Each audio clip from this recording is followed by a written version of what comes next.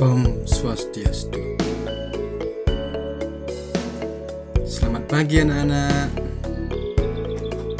Apa kabar hari ini? Semoga anak-anak selalu dalam lindungan Ide Sang Hyang Widi Wase.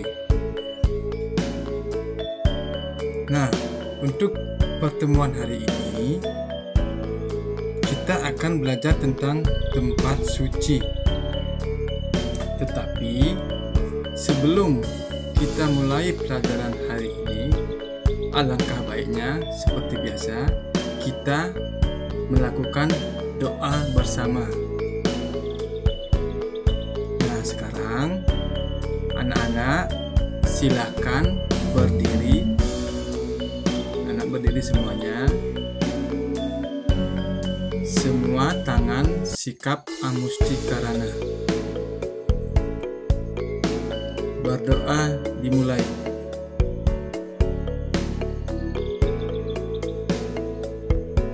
Doa selesai. Silakan anak-anak duduk kembali. Nah, sebelum Bapak lanjut ke materi, apa hari ini anak-anak ada yang tidak hadir? Ya, kalau hadir, kalau semuanya hadir, baik. Bapak akan lanjut ke materi. Nah, sekarang kita lanjut ya ke materi ya. Nah, tapi sebelum Bapak lanjut ke materi, Bapak mau tanya dulu.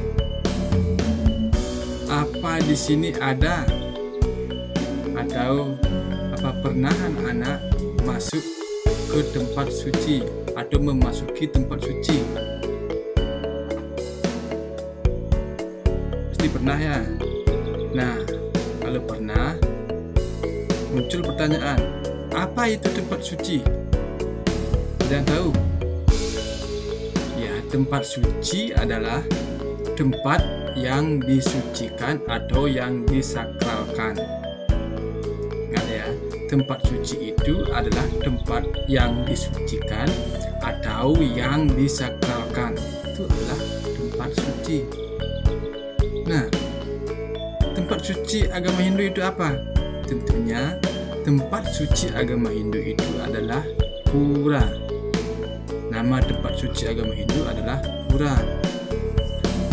Pur yang berarti kota atau benteng yang dikelilingi tembok. Jadi, pura itu merupakan tempat suci umat Hindu untuk melakukan kegiatan persembahyangan. Selain kegiatan persembahyangan, juga untuk umat Hindu sebagai tempat upacara yadnya. Itu adalah tempat suci. Nah, tempat suci itu memiliki beberapa fungsi berdasarkan satu.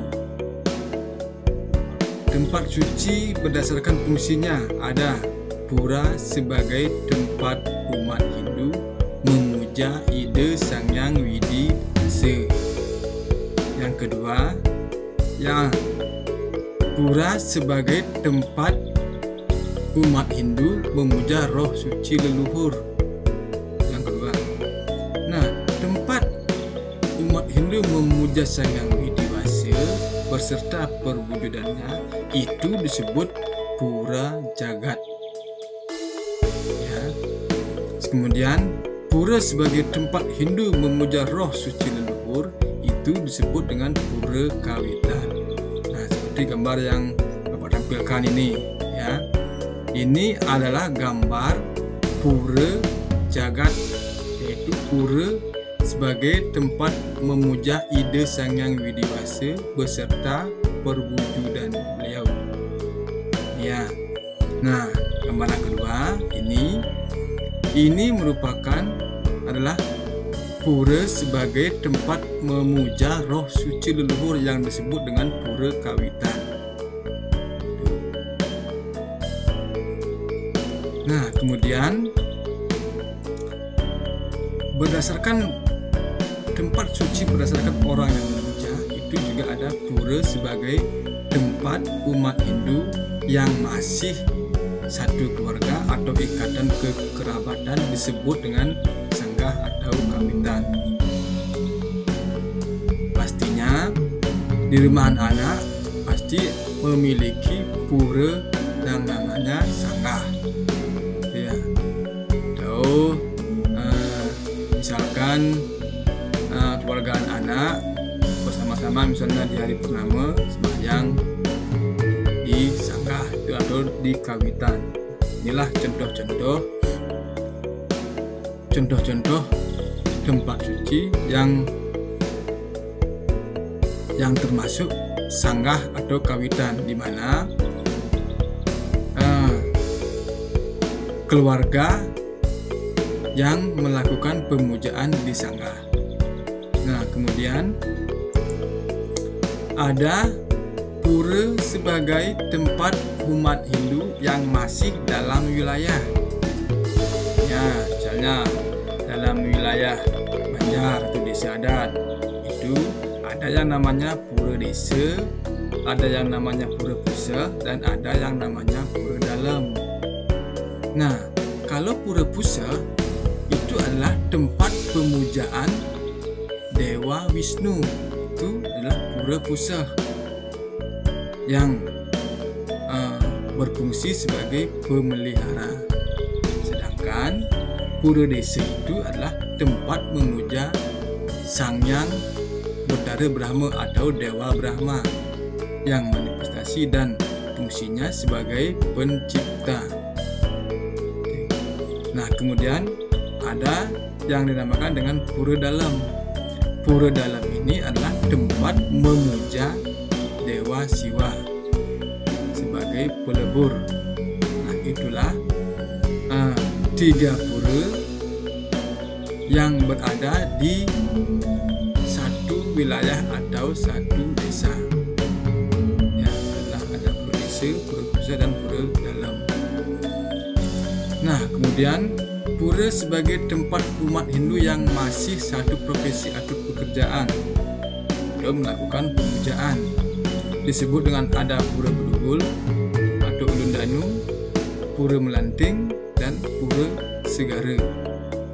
Nah, seperti gambar-gambar yang Bapak tampilkan di sini ada contoh pura Bedugul atau pura Ulun Danu, di mana fungsinya adalah pemujaan kepada umat Hindu yang berprofesi sebagai petani.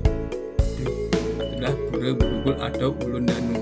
Kemudian ada pura Melanting, yaitu tempat pemujaan umat Hindu yang berprofesi sebagai pedagang. Namanya pura Melanting. Di gambar kedua pura Melanting.